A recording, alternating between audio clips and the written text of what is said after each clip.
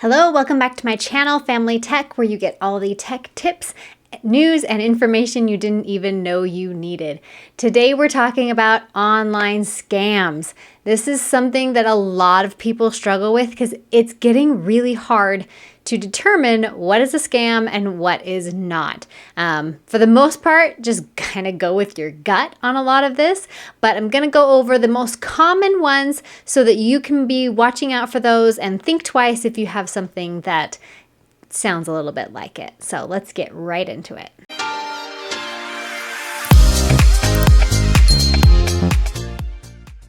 So the first scam I want to talk about is about gift cards. So sometime you might get an email. It can even look like an email from somebody you already know. So it looks like it's from your boss. It looks like it's from somebody that you have a relationship with. And what they're saying is either like, this is not my normal email address, but I am stuck or I'm running late or whatever. It always has to do with something that's urgent. And they're going to ask you to buy gift cards and send them photos of the gift cards. If anybody asks you to buy a gift card and send them a picture of it, I'm going to say 99.9% of the time it is a scam. Do not buy gift cards for somebody online, even if it seems like you know the person. Like I said, like it could be from your boss. This is due to social engineering. So what the scammer will do is look into your social accounts, maybe looked into LinkedIn or things like that, find out who your boss is. Then they will send you an email from that person. And in the email, it's something urgent and they need these gift cards right away. And you see the email, you're like, oh, that's my boss. And you immediately you turn off all brain function and just do whatever it says because it's a trusted source. The problem is it is not actually from that person. So if you have somebody sending you a request for a gift card, even if it's somebody you know, go outside of that location, contact them through another means. So if it's an email, text the person if you know their phone number. If it's something else, reach out to them on social media or something like that. So just make sure you double check before you send any gift cards to anybody online, even if they claim to be somebody that you know. So that is number one most common scam. The second one has to do with access to your computer. Don't let anybody take over your computer unless it is a highly, highly trusted source. So the way a lot of people get into trouble with this one is they will Google, like say my printer is an HP printer. They'll Google HP help or something like that.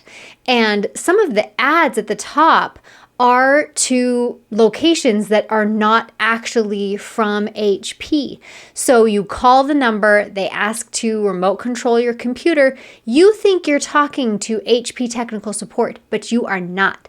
So you give them access to your computer. They could install some spyware, they could install some viruses and things like that. So it is very, very important that you do not give access to your computer for anybody unless you have triple checked that it is the legit company that you are trying to work with. So good way to do that is go to their main website, look at the phone number on their main website and reach out to them through those means or through chat on their main website.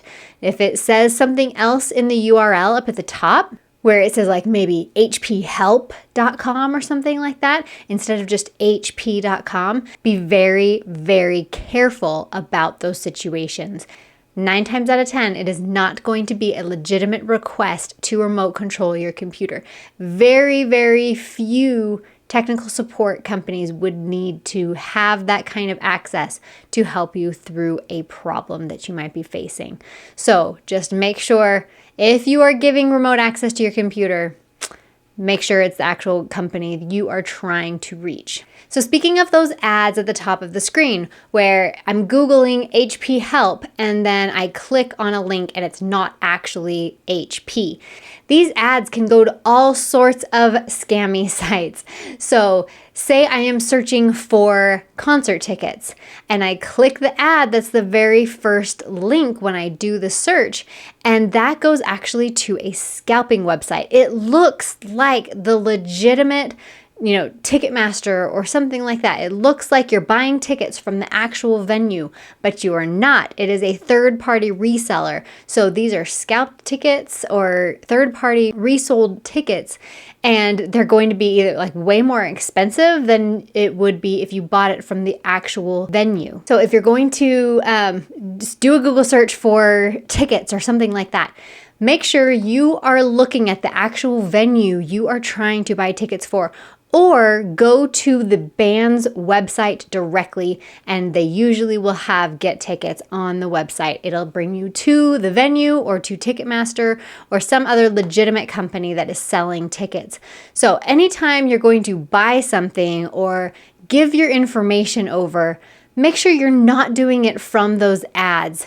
Make sure you are clicking on legitimate companies, look at the URL, and verify that it is the right company. So another scam that I've been seeing a lot of is Google Voice codes. And I see this a lot with classified ads. If you are selling something on something like Facebook Marketplace or Craigslist, here we have a very highly regarded news classified section. So if you are selling anything through these classifieds or buying something through these classifieds and somebody tries to send you a Google code or voice code, do not give that information to the person. What the scam is they are trying to set up a US-based phone number, and they need a US-based phone number in order to set that up through Google Voice. So they ask you for your phone number, you give it to them, and then they say, I'm going to be sending you a Google Voice code. What they're doing is they are setting up a Google Voice account with your phone number.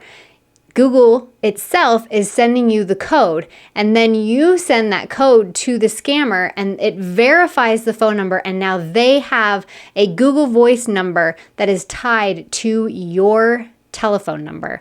So you want to make sure that you do not give away any code. So this Google Voice code is basically a two-factor authentication. It's verifying that you have that phone number. So the only person you should ever give the 2FA code to is the 2FA request online or anything like that. So if anybody asks you for a 2FA code that you have been sent, be very, very cautious about that request. The last one I kind of touched on a little bit with the gift cards is phishing emails. And there's several different types of phishing emails, and they're all trying to get different information. I have a whole video about an invoice phishing email scam that is very, very convincing. So definitely check that one out.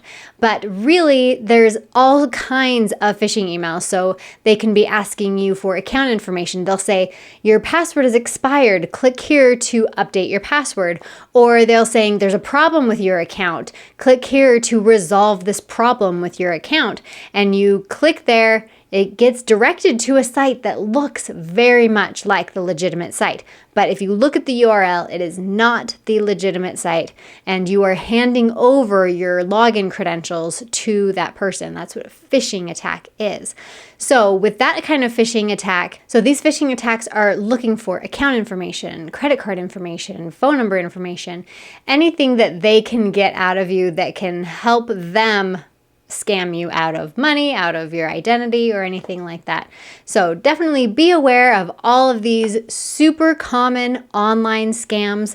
I always say when you see something, if it feels urgent, if it makes you want to respond right away, stop, take a breath, read through the message or read through the email really carefully. If there's grammatical errors or anything like that, be very leery of those and make sure that it is coming from a legitimate source. So good luck with all of your online endeavors. Hopefully this is going to help make it a safer spot for you. Make sure you are following me on Instagram. definitely subscribe here if you like this kind of content to help you understand and manage all of the technology in your home. I'm at Family Tech on all social media platforms, and we will see you next time.